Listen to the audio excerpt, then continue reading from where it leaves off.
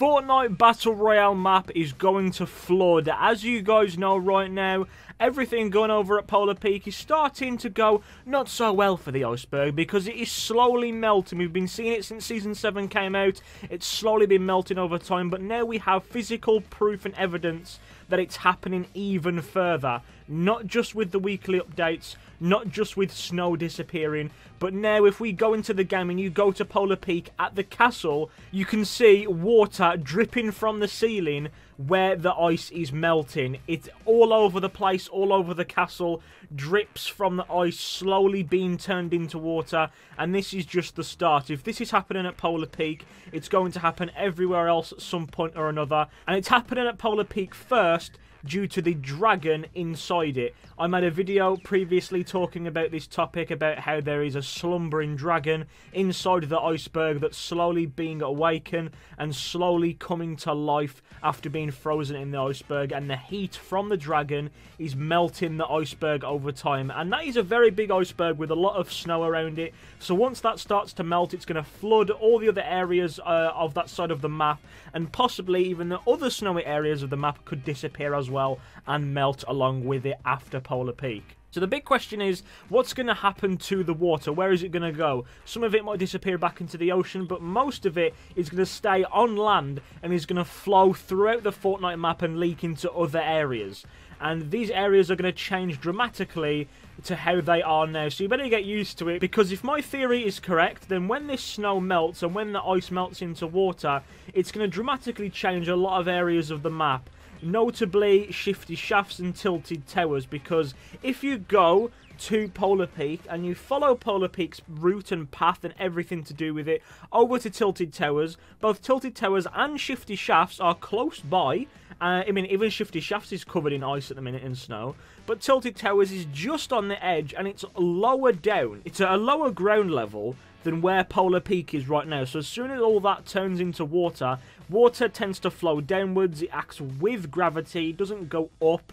It flows down the easiest route that it can take. It goes down a path. And so, using that, we can assume that when the water does decide to flood the entire map, it's going to flow down into Tilted, and possibly even flood the bottom half of Tilted Towers, and possibly some of the top half of it with all the buildings and skyscrapers. Same with Shifty Shafts. Obviously, Shifty Shafts right now is an area with a bunch of levels and mines and mine tracks and tunnels, but we could be seeing the top area remain the same, but underneath it, where all the mine shafts are and all the different levels and everything, that could all be covered up with water, changing the area entirely. And then that's when Fortnite could introduce the whole underwater exploration, underwater gameplay mechanics thing, for us to search for chests underwater, for us to fire guns underwater, maybe even build underwater, and maybe even for us to have kind of a breath meter above or below our health and shields. There could be a meter that activates when we go inside the water, and it's kind of like a blue bar or something that slowly ticks down over time, and that indicates how much breath we have left in us. That's how much air we have, and that's how long we can hold our breath underwater.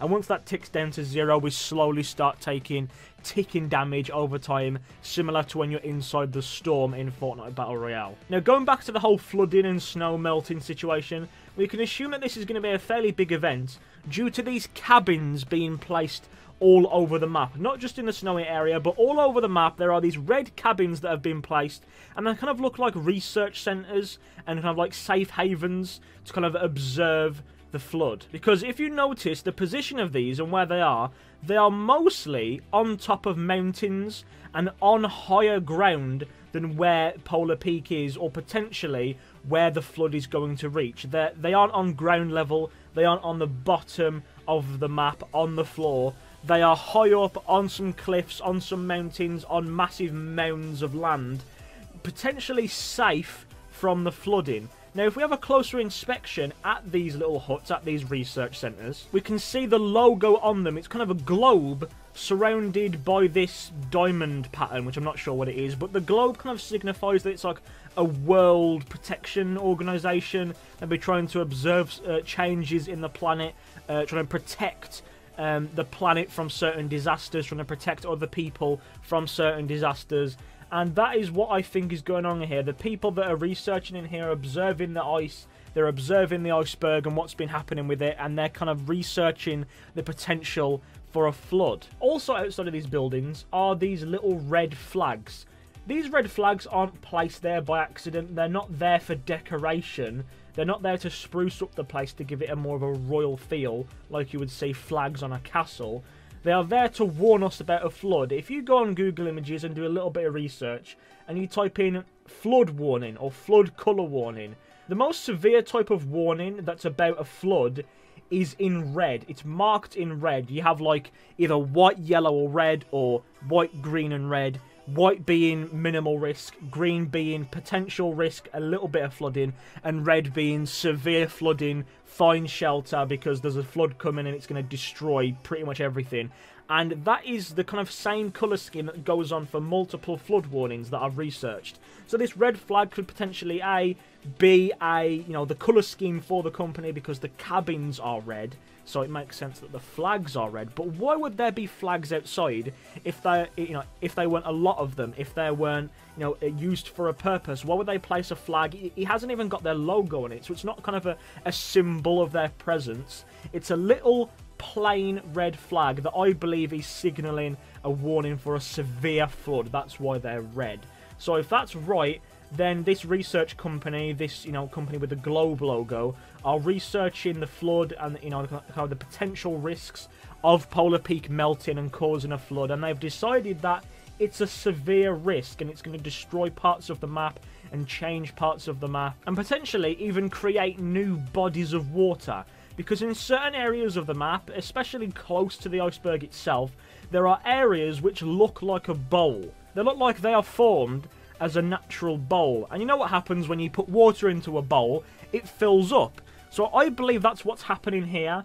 A certain few areas of the map are kind of created to have like dips and divots in it, and they kind of look like an empty bowl. And I believe that over time, once the flood starts to come, once the iceberg melts, a few of these areas will start to fill up with water and will basically have lots of little kind of loot lakes positioned around the map, which could be really good for splitting up the map.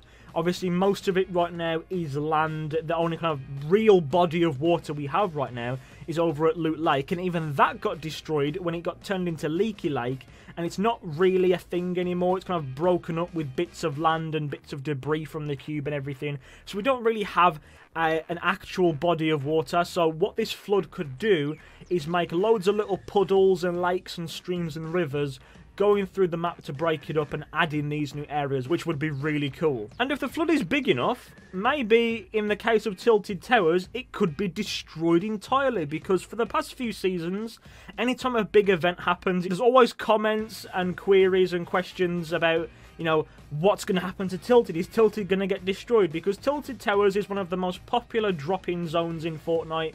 It's where most people go since it was released. And it's where a lot of people die early on, and sometimes if you go into a game where a lot of people go into Tilted Towers, within the first 30 seconds to a minute of the game starting, there's 50 people in the game. There's sometimes 40 people in the game. A lot of people get killed over at Tilted, especially when it was first released. There was a lot of people going there. 50, 60 people plus dropping into that place. So maybe with this flood, it could destroy Tilted entirely and turn it into a completely different area. Maybe the buildings get destroyed from underneath all that water pressure, and they get, it turns into like Tilted Tower ruins and all this other stuff. Or part of it could just be flooded where the top remains the same and the bottom half gets flooded, kind of adding a new dynamic to the area. But we'll have to wait and see. But those are just my thoughts, so let me know what you think down below. Do you believe that this research company is warning us about a flood?